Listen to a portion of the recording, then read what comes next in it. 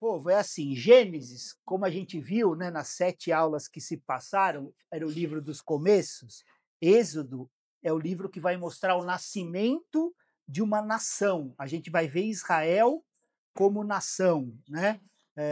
A gente vê Gênesis lá, o chamado de Abraão, e em Êxodo a gente vê o cumprimento da promessa que ele havia feito a Abraão, estabelecendo a nação. Né? Então, os primeiros 15 capítulos de Êxodo, a gente vai ver o povo escravizado, né? A libertação deles, ou redenção, né? Como a Bíblia fala, deles do Egito, e o restante dos capítulos vai lidar com o tempo que eles ficaram no deserto, Deus dando o plano para eles como nação, as leis e também a construção do tabernáculo, né? Que a gente tem um módulo na escola da Bíblia aí que se fala bem a fundo sobre ele, né?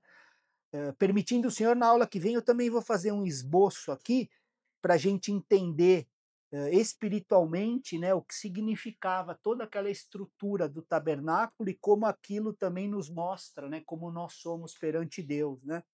E aí a gente vê que Faraó começou a ficar preocupado, né, porque o povo do Egito era igual o pão, né? Quanto mais batia na massa, mais aumentava, né? Quanto mais ele sofria, mais numeroso ele ficava. E aí arrumou um plano maligno, né, para acabar com isso, um esquema para matar todo o bebê do sexo masculino, né? E a gente tem visto, né, nos estudos aqui, que Deus não só protege o povo do diabo, mas também sempre faz algo melhor para o seu povo, né? Ele usa o plano do diabo para cumprir o propósito dele. Isso mostra, né, o que a gente tem visto aqui, a onipotência de Deus de uma maneira ainda mais ampla, né, como nada foge do poder de Deus. Né? E só dele nos proteger do diabo já mostraria essa onipotência, mas ele vai além, porque ele usa o próprio plano do diabo para que o propósito dele seja cumprido, né? Ele sempre vira o jogo. Eu dei o exemplo até do Calvário, né? Que Satanás e seus demônios estavam tramando que aquilo seria o fim da oposição, né? Matamos o filho e na verdade a crucificação foi a vitória, né? De Jesus e aí a derrota de Satanás e seus demônios de uma vez por todas, né? E aí porque Faraó deu essa ordem, né? Para todo bebê do sexo masculino fosse morto, a mãe de Moisés botou ele lá no barquinho, né, na baciazinha, e ele foi parar onde? Nas mãos da filha de Faraó. A gente viu, né, que ele só chegou lá por causa desse plano de matarem os bebês. Né? Se não tivesse decretado esse plano, Moisés ia crescer como um escravo normal. Né? Poderia ser lá, mas ele não ser um escravo comum, né? Então, os propósitos de Deus são cumpridos até pelos planos de Satanás. Por isso que eu sempre falo daquele Romanos 8 lá. A gente precisa viver com esse filtro, povo de Deus, que todas as coisas cooperam para o bem daqueles que amam a Deus e andam conforme o seu propósito. Não há nada que vai tirar a gente do propósito se a gente andar amando a Deus e segundo o seu propósito. Não importa o que estão tramando, o que estão maquinando, o que estão fazendo, o propósito de Deus vai se cumprir. É um filtro, né, na vida do povo de Deus, esse texto. Né? Então, o que a gente vê nas Escrituras é que quando Deus quer fazer alguma coisa, né, é o princípio que tem na Escritura toda, ele age pela encarnação. Né? O que é isso? Não é reencarnação, isso não existe. Né? É pela assim, encarnação, ele precisa de uma pessoa. Então ele sempre começa com um homem, ele precisou aqui de um homem para libertar os israelitas. Né? E o treinamento desse homem levou 80 anos para treinar ele para a obra que o Senhor tinha para ele. Né? E olha os planos de Deus como se cumprem. Né? Vamos ler Atos 7:22. E Moisés foi educado em toda a ciência dos egípcios e era poderoso em palavras e obras. Então, aqui, igreja, ele tinha 40 anos, né? Ele era um orador eloquente, era um líder militar, né? Muito rico, obviamente, e ele teve a melhor educação que poderia se ter naquela época no Egito. Então, era como hoje ele está no melhor lugar, na melhor educação, né? Tendo todos os recursos necessários. Né? Então, tudo que o Egito poderia dar, ele teve. Né? E era a maior potência mundial naquela época, né. E aí ele pensou que os israelitas reconheceriam que Deus havia levantado um líder, né, no palácio do faraó para libertar o povo, mas eles não reconheceram desse jeito, né, a gente sabe a história, né. Isso por quê? Porque ele ainda não estava pronto, né, as coisas terrenas, os treinamentos humanos, as habilidades, não seriam capazes de preparar o que Deus tinha para aquele povo, né, através de um homem. E ainda é desse jeito, né, o pessoal pensa: "Ah, eu vou lá no Gospel Academy, eu vou lá no Dunamis Farm", nada dessas coisas, né, não adianta treinar as nossas habilidades, não que tenha alguma coisa errada nisso, não é esse o ponto, é que não são as habilidades humanas que, vão fazer, Deus não vai se apoiar nisso, né. Assim como a gente pode ganhar dinheiro e ser útil para a obra de Deus, e pode ganhar e não ser na habilidade humana. Então Moisés estava no palácio, o homem mais poderoso, né, governava a nação mais poderosa, recebendo o melhor treinamento e ainda não estava apto. E 40 anos, né, com o melhor que o mundo podia dar, não preparou para o serviço de Deus. Precisou de mais 40 anos, né, no deserto, uma vida completamente oposta, né, da que ele tinha no Egito, né, cuidando de ovelhas, morando com o sogro, né? Imagina para um homem, né, morar, não é? Morar e trabalhar com o pai da esposa, né?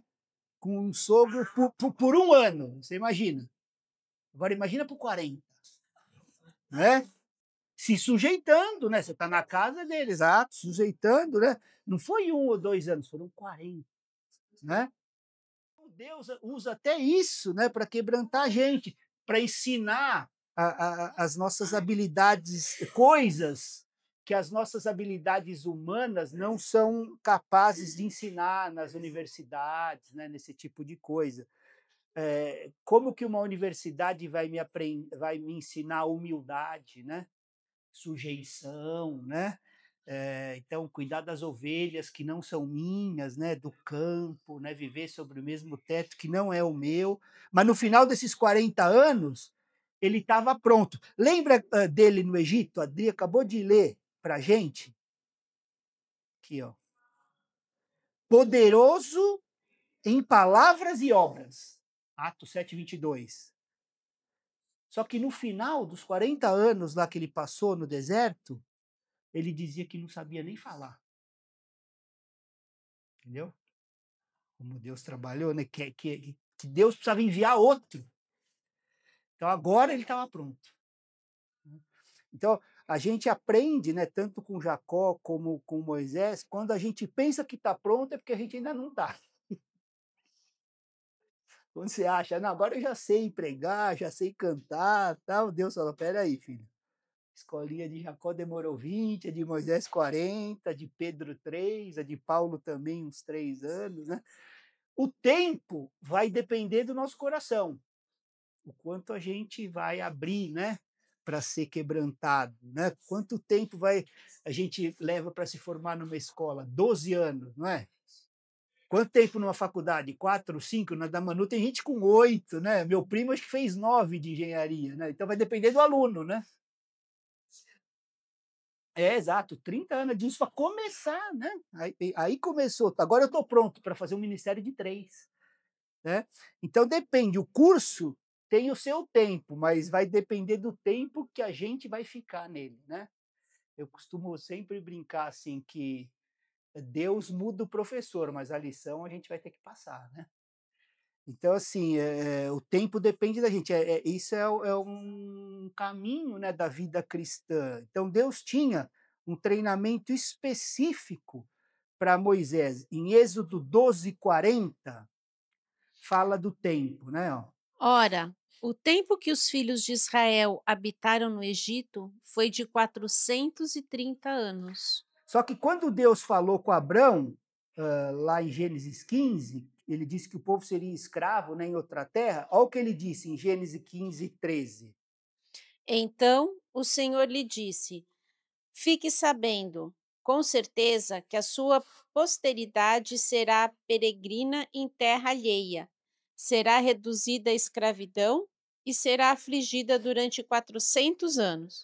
Então, inicialmente não era para eles terem ficado 400, mas a gente leu que eles ficaram 430.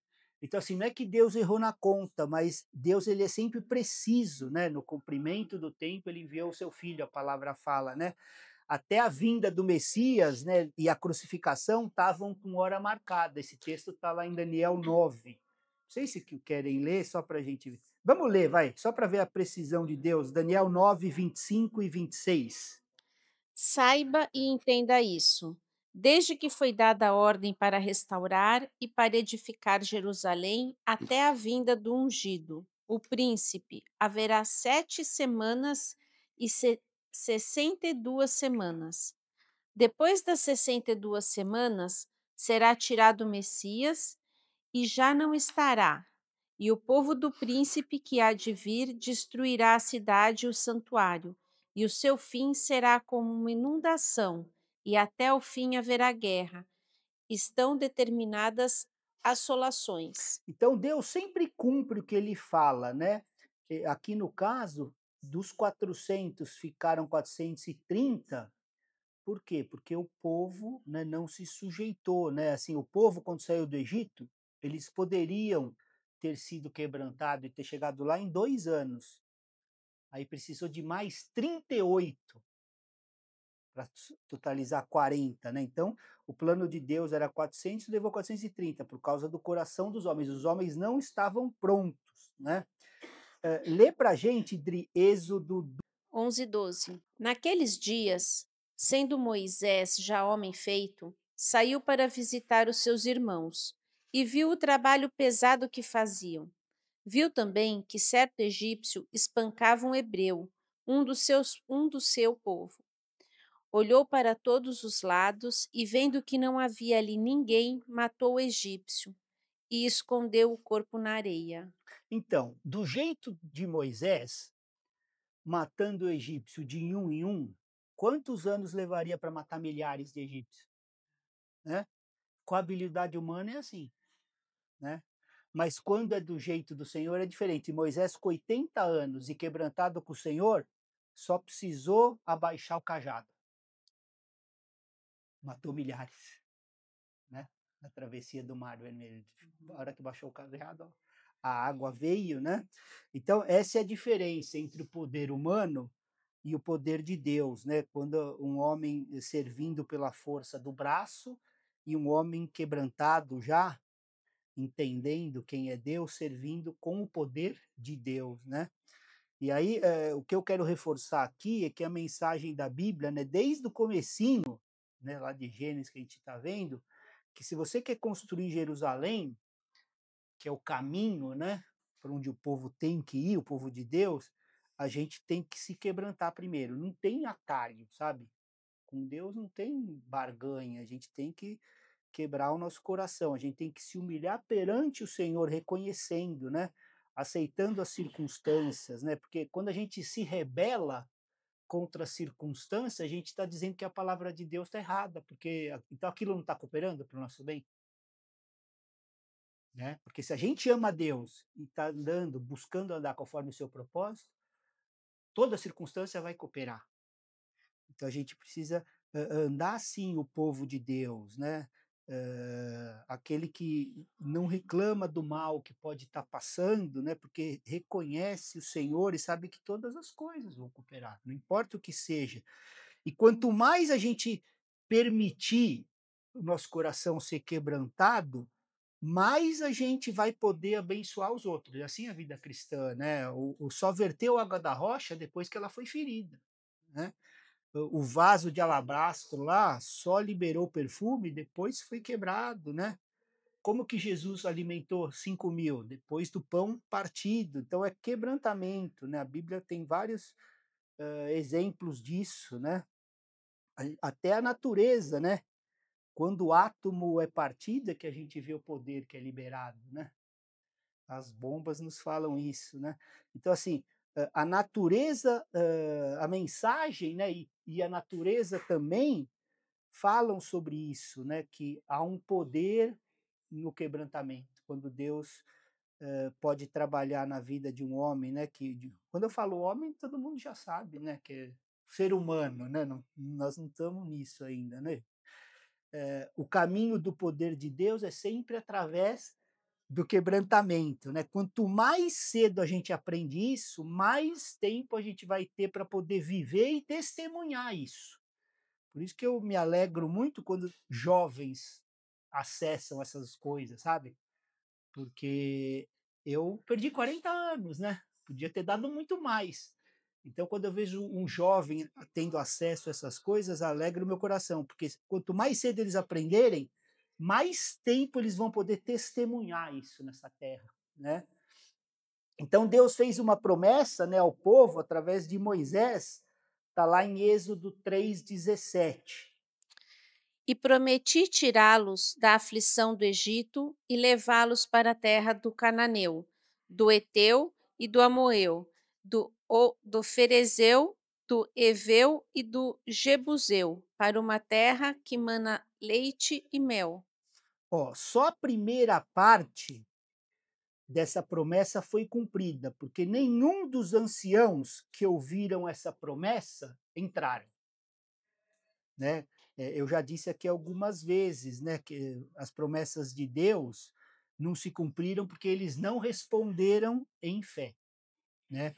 E as promessas de Deus, elas são cumpridas conforme a nossa fé, sempre assim, né? Então, a fé é o interruptor da promessa. Se eu não creio, ela não se cumpre na minha vida. Eu tenho que crer, né? É tipo assim, dois fios separados, a promessa de Deus e a nossa fé. Tá aqui, ele tá aqui. Se eu não juntar, não vai se cumprir. A fé tem que estar conectada com a promessa. Quando a gente junta, acende a luz, né? Não adianta estar perto. Eu estou quase crendo. Eu tenho que crer, né? Juntar o fio. E não importa quando fala do tamanho da fé, um interruptorzinho é desse tamanho e acende a luz do prédio inteiro, né? Então é esse o ponto. Não adianta eu ouvir a promessa, eu entender a promessa, eu preciso crer na promessa. Isso é a fé, né? Então só Josué e Caleb é que creram. E aí em Êxodo 4, a gente vai ver o Senhor chamando Moisés e para encorajar e ensinar ele, Deus deu 3 sinais, né? Deus é maravilhoso sempre, né? Êxodo 4, versos 1 e 2. Moisés respondeu: Mas eis que eles não vão acreditar em mim, nem ouvirão o que vou dizer, pois dirão: O Senhor não apareceu a você. Então o Senhor perguntou a Moisés: Que é isso que você tem na mão? Então, né, ele estava lá, eles não vão acreditar em mim, né? Moisés aqui. E aí, ó, primeira coisa, olha o que o Senhor falou. Que é isso que você tem na mão? O que nós temos nas nossas mãos? O que nós temos? Né? O que vai ter? Né? Então, Deus sempre começa com algo que a gente já tem. A gente não precisa ir atrás de nada que a gente ainda não tem. O que a gente tem é sempre o suficiente para Deus. Que a gente sempre fica aqui, se eu tiver isso, eu vou fazer. Se eu isso. Não. Com Deus é aqui, ó. O que você tem na mão? Né? Lembram de Elias? O que ele perguntou para a viúva? Não tenho nada. O que você tem na tua casa? Eu tenho isso aqui, ó, uma botijinha de chá. Tá bom, traz. Então é sempre assim, né? E aí ele respondeu, um bordão. Foi? Estou aqui no 2, né? Aí no 3, então ele disse: jogue-o no chão. Ele jogou no chão e o bordão virou uma serpente, e Moisés fugia dela. Mas o Senhor disse a Moisés: estenda a mão e pegue-a pela cauda. Ele estendeu a mão, pegou pela cauda e ela se transformou em um bordão, né, um cajado. Ou assim, é o suficiente, né? É, vencer Satanás, né, a lição que ele está falando, é a primeira coisa que a gente precisa aprender, né? A gente não precisa temer a serpente, né? Resistir ao diabo e, né? Então assim, mesmo ele bem próximo de nós, ao alcance das nossas mãos, né, nosso egoísmo, está bem perto, está na nossa carne, né, nós é que somos o nosso inimigo, né, a gente não deve temer, porque em Cristo o nosso bordão, o nosso cajado, né, vira uma vara de autoridade, não é nosso, é nele, né. Então a gente anda nessa autoridade, porque esse mesmo cajado foi o que abriu o Mar Vermelho, né. É disso que os servos de Deus precisam, né, dessa autoridade, não é apenas o conhecimento das coisas de Deus, é andar em submissão para ter a autoridade do Senhor sobre a nossa vida, né. Não é conhecimento. Eu já vi homens de Deus com pouco conhecimento bíblico, mas com muita autoridade.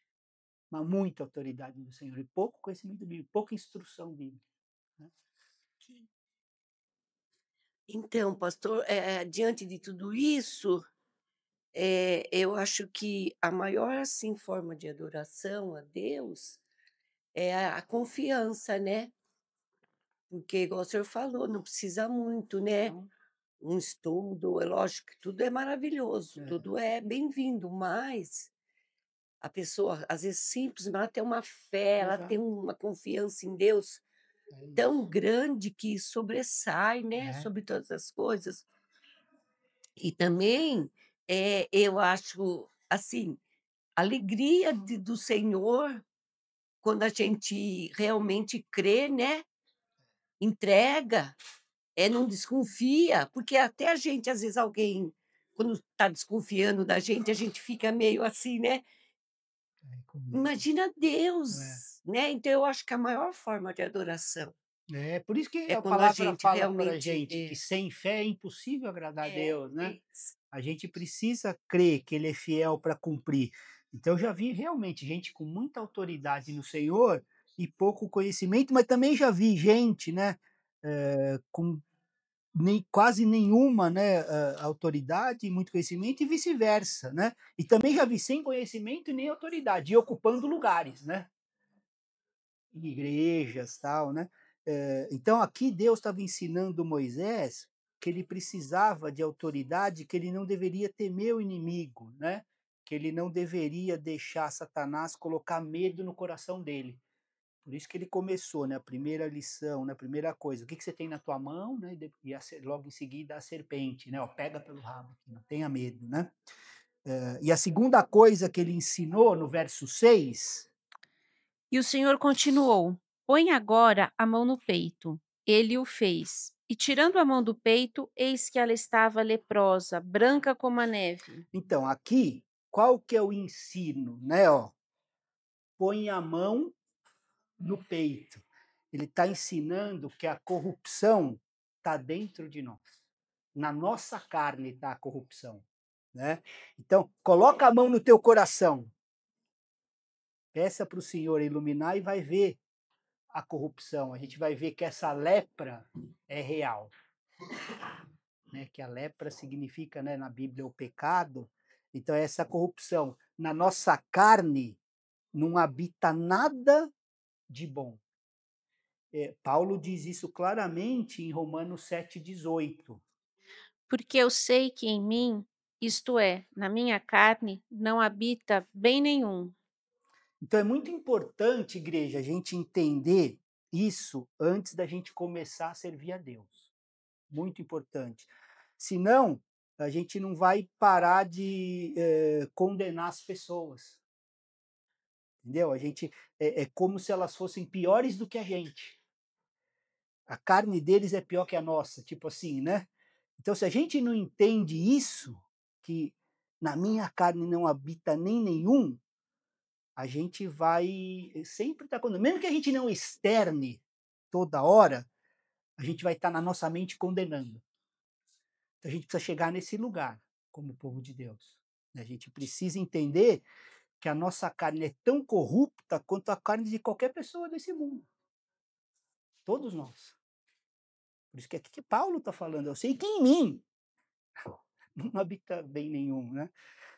Então, se você ainda se acha, né, se nós nos achamos melhores do que os outros, a gente não está pronto para servir a Deus, né? você não é nem pior, nem melhor do que qualquer ser humano dessa terra, né? Se você não consegue entender isso na perspectiva bíblica, ainda não dá para servir ao Senhor, né? E para servir a gente precisa reconhecer que não somos nem melhores, nem piores, né? Que o pior ser humano dessa terra. Essa foi a segunda lição que ele ensinou aqui para Moisés, né? A primeira lá, o que você tem na tua mão, né? A segunda aqui na nossa carne, né? Não habita mal nenhum, né? Pôs a mão, tirou toda cheia de lepra. Então, ele estava ensinando para ele começar a servir a Deus. Aí no verso 7, ele fala assim, ó, então o Senhor disse, põe a mão no peito outra vez. Ele pôs no peito novamente, e quando tirou, eis que havia tornado como o restante da tua carne, né? Tinha ensinado a lição, né? Você é daquele jeito, né? E a terceira coisa que Deus está ensinando para Moisés, antes dele sair, né, para a missão, é no verso 9. Se eles ainda não acreditarem mediante esses 2 sinais, nem ouvirem o que você disser, pegue um pouco de água do rio e derrame na terra seca, e a água que você pegou do rio se transformará em sangue sobre a terra. Qual que é a coisa mais essencial para a vida? Não é a água? Né? E naquele tempo, né, o sangue era figura de morte, né? Então, eu creio que Deus quis mostrar que as coisas do mundo, né, o Rio Nilo, por exemplo, que o Egito adorava, né, como um deus, a gente tem que colocar de lado. Tipo, matar essas coisas, né? O mundo está crucificado para nós, assim como Paulo fala, né? E nós crucificados para ele, né? Não é água para nós, não é mais água para nós, né? Agora é sangue. O Rio Nilo, né? Agora é sangue. Se a gente permanecer água, a gente bebe. E é assim que a gente deveria considerar os banquetes desse mundo, né? Não deveriam nos atrair, nem achar que eles são necessários, né? Quando Paulo fala assim que estamos crucificados, é no sentido, eu estou morto para aquilo. Aquilo não importa para mim, né? Então ele ensinou essas três coisas, né? Para Moisés aí antes dele começar a missão, né? São três qualificações para os servos, né, de Deus. Antes de encontrar Faraó, ele precisou aprender, né, mais uma lição. Lembra que era o único homem, né, nessa época para cumprir o propósito de Deus, né? Deus pegou ele com 40 anos treinado no Egito, botou 40 de treino no deserto. Era a aposta de Deus para servir, né? E aí no verso 24, lê até o 26, por favor. Estando Moisés no caminho, numa estalagem, o Senhor o encontrou e quis matá-lo. Então Zípora pegou uma pedra afiada, cortou o prepúcio de seu filho e com ele tocou os pés de Moisés e lhe disse: Sem dúvida, você é para mim um marido de sangue. Assim o Senhor o deixou. Ela disse: marido de sangue, por causa da circuncisão. Então, o único homem, né, naquela época para cumprir o propósito de Deus, e aqui a gente fala assim, o Senhor encontrou e quis matá-lo.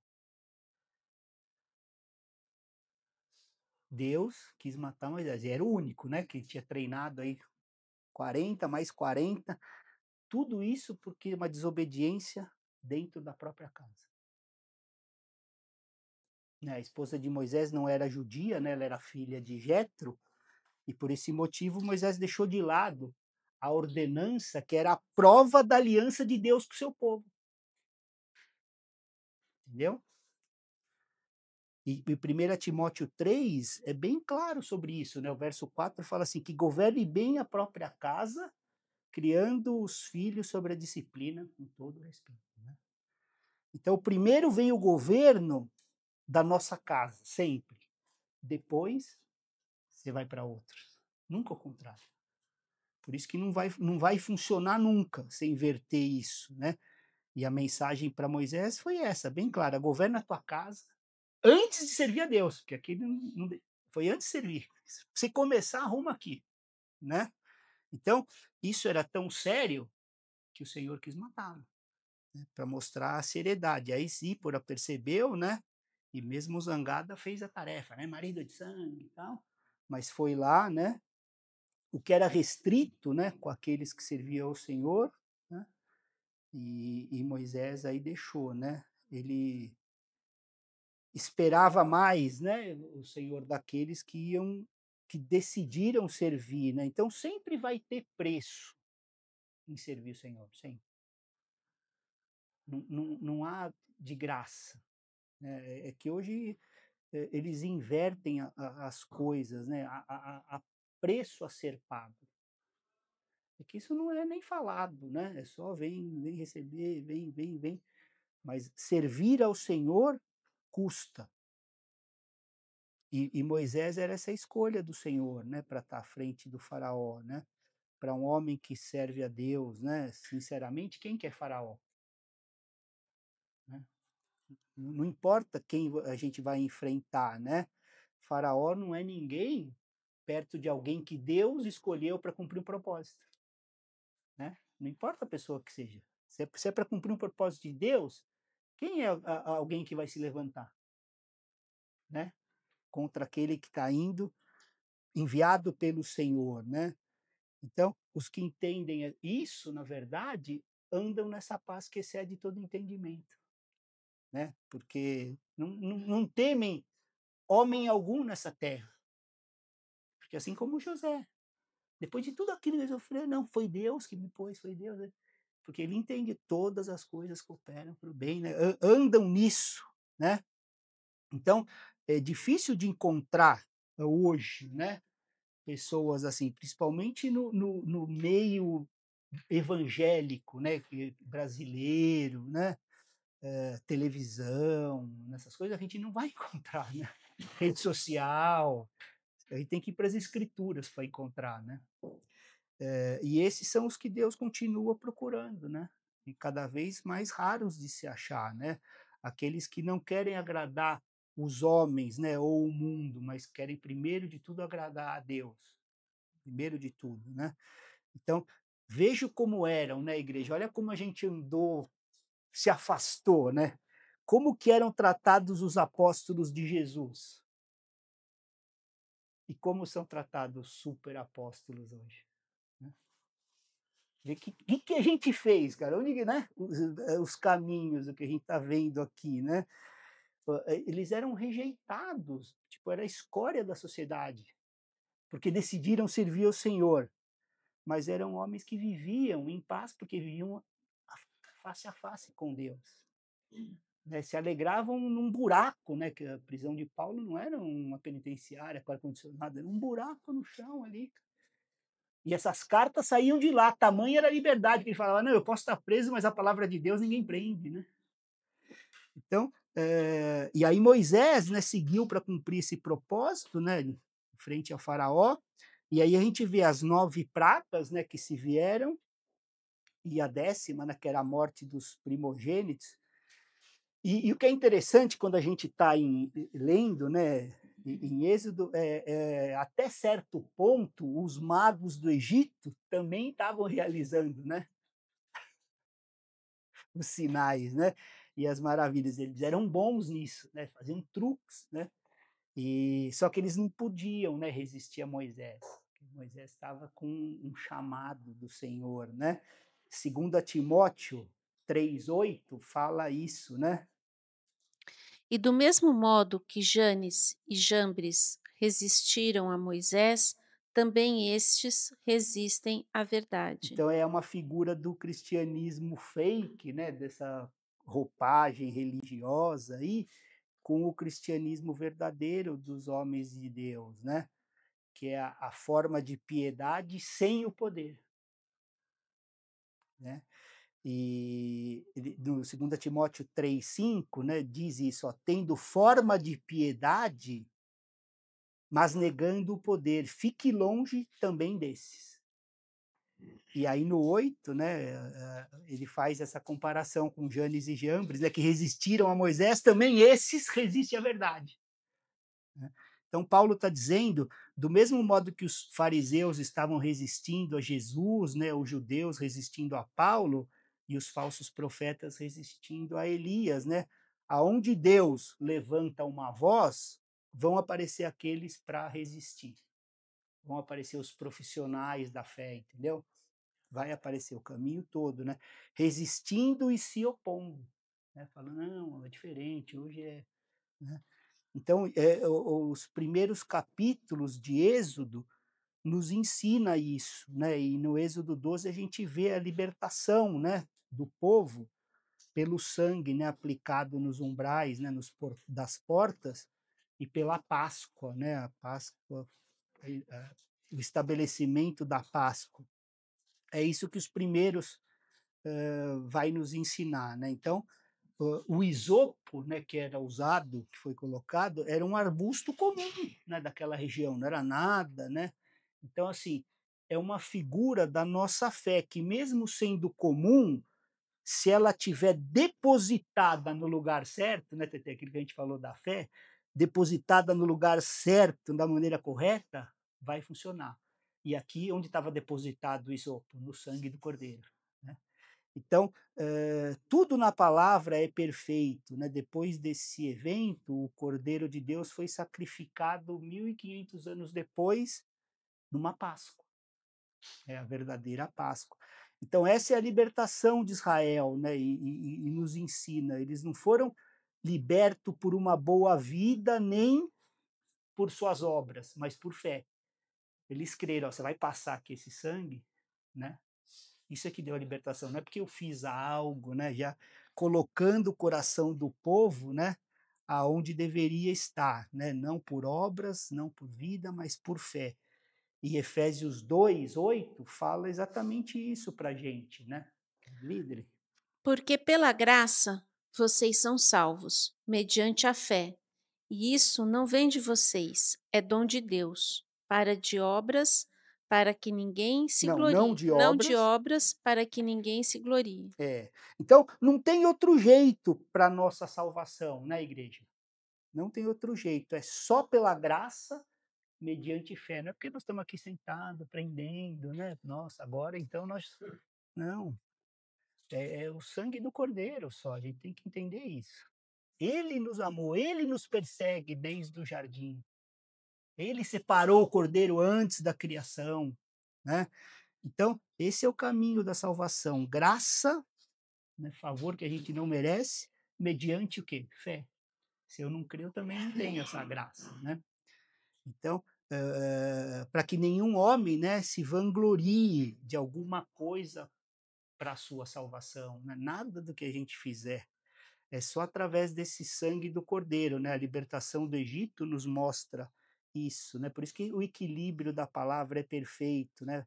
A gente não se acomoda na graça e fica estagnado, né? Na vida cristã, para que não aconteça isso, a gente tem o próximo verso que é o 10, né?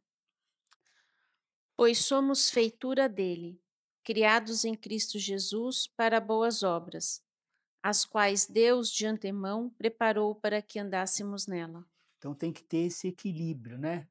A gente é grato pela nossa salvação, não fizemos nada para recebê-la, né? É graça mesmo, favor imerecido. A gente só creu, fé.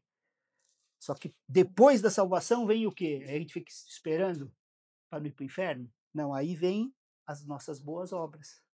Se a nossa vida não tem boas obras, irmãos, a gente tem que examinar se a nossa salvação é genuína. Entendeu? Porque é para isso que nós somos salvos, né? Criados em Cristo Jesus para as boas obras, que Ele de antemão preparou para a gente andar. A gente não vai ter que fazer muito esforço, elas estão preparadas. Agora, se a gente não está andando, a gente tem que examinar a nossa salvação. Né? Tiago fala muito sobre isso na sua carta. Né?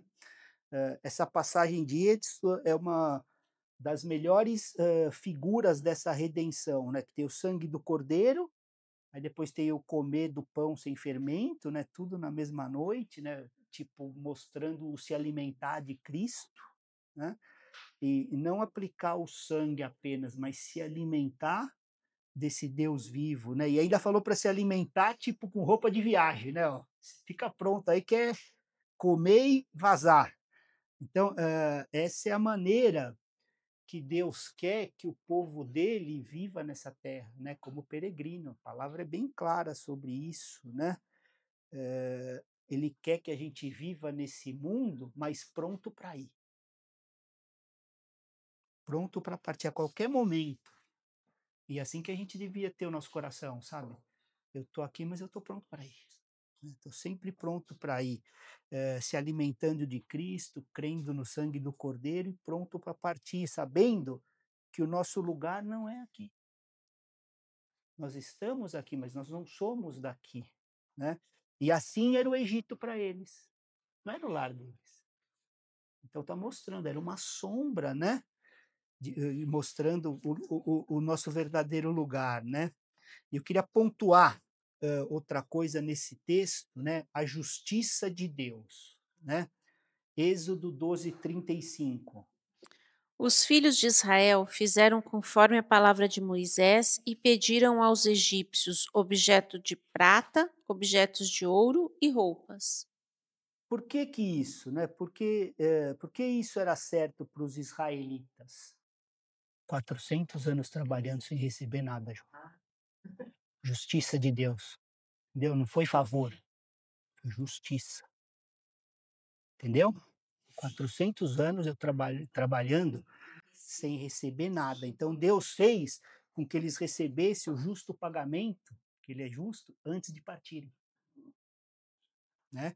Então a justiça de Deus é sempre maravilhosa, implacável. A nossa muitas vezes vai para a vingança, né? Eu quero ser recompensa de Deus, nunca, né? Ela é perfeita. E a gente vê nas pequenas coisas nas escrituras, né? Por isso que a palavra sempre nos encoraja. Ele é perfeito e a palavra dele é perfeita, né? E aí o povo chega, né, no Mar Vermelho e agora mais um teste de fé, né?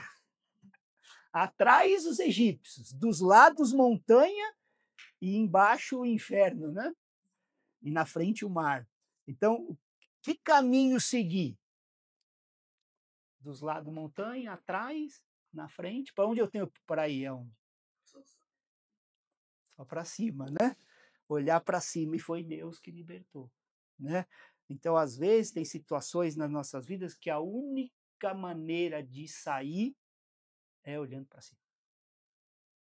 Não tem outro jeito, né? Só tem uma direção para a gente olhar e é de lá que vem o nosso socorro, a nossa libertação. Salmo 121, 1 e 2 fala isso, né?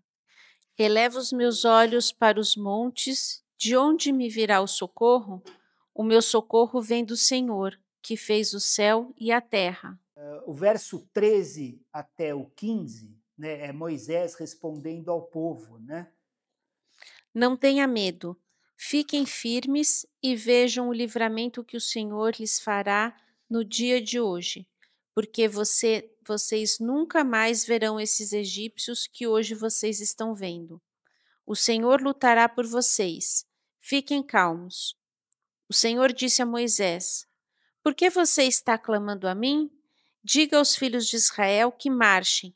E você, levante o seu bordão e estenda a mão sobre o mar.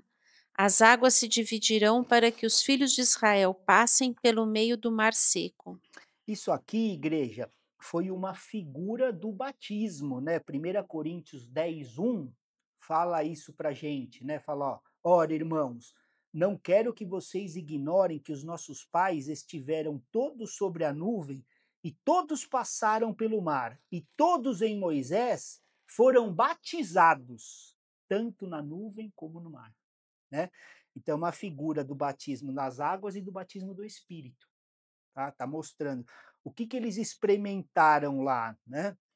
A redenção no sangue do Cordeiro, o batismo nas águas, né, no Mar Vermelho, o batismo no Espírito, né, na nuvem.